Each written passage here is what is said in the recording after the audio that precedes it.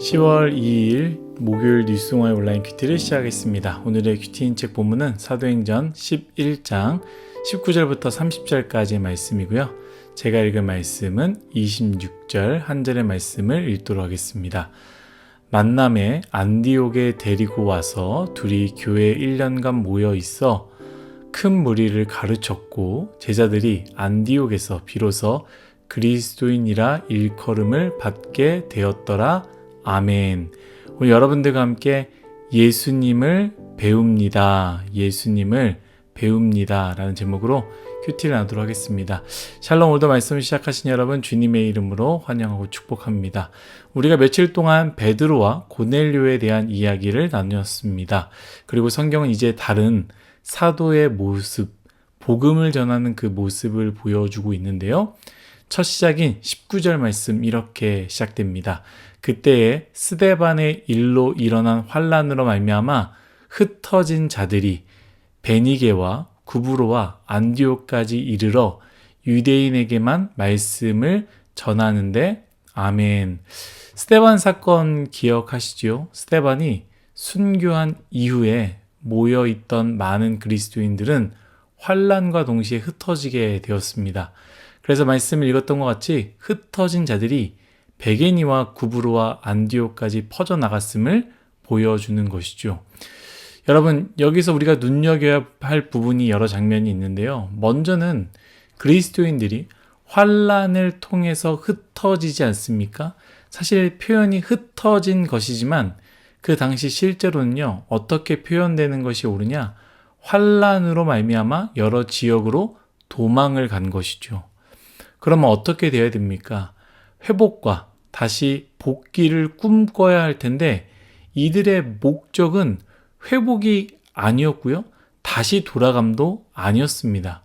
이들의 목적은 그곳에서 복음을 전하는 것입니다. 우리는 청년대학부 지체들이기 때문에 보통 직장생활과 학업을 하고 있습니다. 우리는 그 자체로 의미가 있다라는 것을 알고 있습니다. 그런데 오늘 말씀에 등장하는 그리스도인들은요, 그들의 삶의 터전은 말 그대로 삶의 도구이지 삶의 목적이 아닌 것을 알 수 있습니다. 그들에게는 복음이 삶의 목적이었습니다. 그래서 자신의 삶의 자리에서도 복음을 전했고요.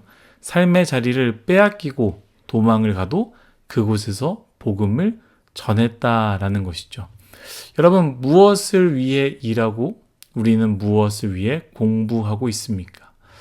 우리가 그리스도인, 곧 예수 그리스도가 살아 계시며 그분이 나를 위해 십자가에 못 박히셨고 부활하셨고 그분을 위해 살아감을 믿는 자들이라면 우리의 삶의 목적은 학업과 공부를 통해 그저 더 나은 삶을 꿈꾸는 것이 아니라 더 많은 복음을, 더 많은 사람들에게 복음을, 더 어려운 사람들에게 복음을 전하기 위해 나아가는 것을 꿈꿔야 되지 않겠습니까? 그런 저와 여러분 되시기를 예수님의 이름으로 축복합니다. 20절, 21절 말씀을 이어서 읽도록 하겠습니다. 그 중에 구브로와 구레네 몇 사람이 안디옥에 이르러 헬라인에게도 말하여 주 예수를 전파하니 주의 손이 그들과 함께 하심에 수많은 사람들이 믿고 주께 돌아오더라. 아멘. 앞에서 흩어진 자들이 자신들이 있는 곳에서 유대인에게만 전했다라는 것을 성경에서 보여주면서 의도적으로 다른 흩어진 사람들이 헬라인에게 복음을 전했음을, 그리고 그렇게 해야 함을 주님의 손이 함께 하셨다라는 것으로 보여주고 있습니다. 며칠간 베드로의 편견, 할례 받은 자들의 생각을 나누면서 우리는 복음의 한계가 없음을 함께 나눴습니다. 오늘도 이 부분이 나옵니다. 저는 이 부분을 생각하면서 편견을 많이 생각을 했는데요. 오늘 묵상하면서 들었던 것은요. 편견보다 우리는 가능성에 대해서 좀 더 무게를 두지 않나라는 생각을 하게 되었습니다. 사실 우리는 누군가에게 복음을 전해 들은 자 아니겠습니까? 그렇게 이 자리에 복음의 빚진 자로 서 있는 것입니다. 그래서 우리는 복음을 전해야 되는 것을 알고 있습니다. 복음을 전하는 것, 그것은요, 결과물이 아니라 복음을 전하는 것 자체가 목적이어야 되는 것이죠. 그런데 우리가 어느 순간부터 복음을 전할 때 좀 더 순화시켜서 교회 나갈래요? 라는 말을 할 때에 기준이 편견보다는 가능성에 무게를 두는 것 같습니다.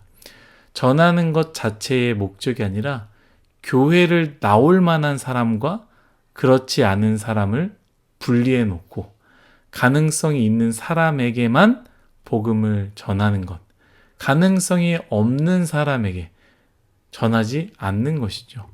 분명히 예수님이 필요하고 복음의 한계도 없고 저 사람, 이 사람, 모든 사람에게 복음이 필요한 것도 알지만 내가 전하는 사람은 올 가능성이 있는 사람으로만 나눠서 전도를 하는 것은 아닌지.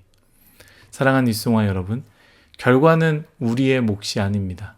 우리의 몫은 그저 듣든지 아니 듣든지 시대에 맞게 상황에 맞는 언어로 복음을 전하는 것입니다.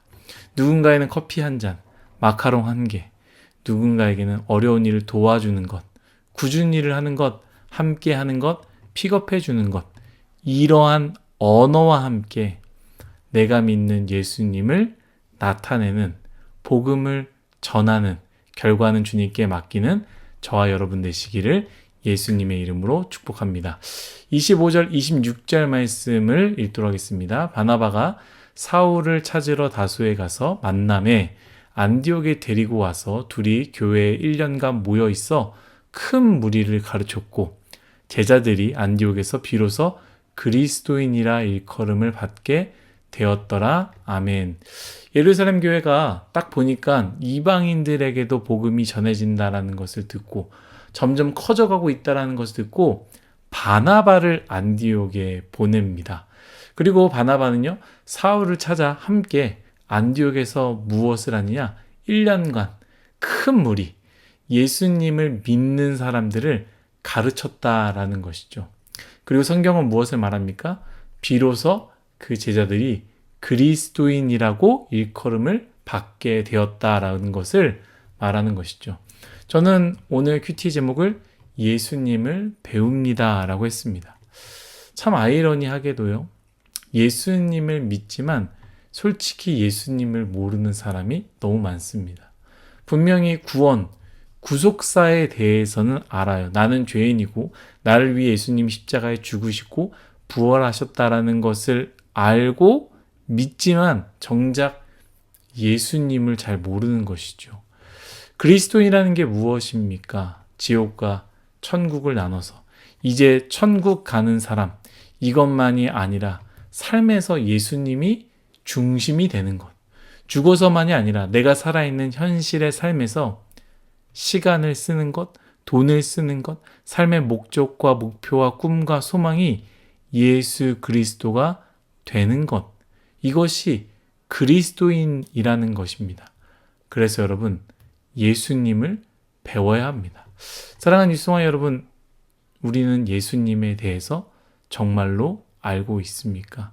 교회는 다니고 예배도 드리고 기도도 하는데 정말 나는 예수님에 대해서 알고 있습니까? 예수님에 대해서 정말로 배웠습니까? 예수님을 배우는 길, 그래서 삶에서 예수님이 나타내길 간절히 바랍니다. 마지막 말씀을 보면요, 그리스도인이 어떠한 모습인지 그 그리스도인의 한 모습을 보여주는데요, 이 예수님을 배운 그리스도인들의 삶을 말씀은 보여줍니다. 28절, 29절 말씀입니다. 그 중에 아가보라 하는 한 사람이 일어나 성령으로 말하되 천하에 큰 흉년이 들리라 하더니 글라우디오 때에 그렇게 되니라. 제자들이 각각 그 힘대로 유대에 사는 형제들에게 부조를 보내기로 작정하고 아멘. 한 사람이 성령 충만함으로 앞에 일어날 일에 대해서 예언합니다. 어떤 예언이었어요? 큰 흉년이 들 것이다 라는 예언입니다. 미래를 말하는 것 엄청난 능력 아닙니까? 그리고 미래에 대해서 이야기한 대로 이루어졌습니다. 놀랍죠. 그런데 저는 이 예언을 들은 예수님을 배운 그리스도인들의 한 행동이 더 대단하다고 생각되어집니다. 앞으로 흉년이 날 것이다. 그리고 그 예언대로 이루어지는 것을 보니 그들이 예수님을 배운 대로 그리스도인의 모습을 보여주는 것이죠. 어떻게 합니까? 자신들의 것을 모아서 각각 그 힘대로 유대에 사는 어려운 그리스도인들을 위해 선교 헌금을 모아 보내었다라는 것이죠. 사랑하는 뉴스홍아이 그리스도인 여러분, 예수님을 배웁시다. 그리고 배운 예수님대로 살아가는 그리스도인이 되시기를 예수님의 이름으로 축복합니다. 기도하겠습니다. 하나님, 모든 것이 다 하나님의 은혜임을 고백합니다. 우리 뉴스홍아의 모든 지체들 예수님을 배우고 배운 예수님의 삶을 우리의 삶에서 살아낼 수 있는 우리 모두가 되게 하여 주옵소서. 감사하며 사랑이 많으신 예수님의 이름으로 기도드렸습니다. 아멘.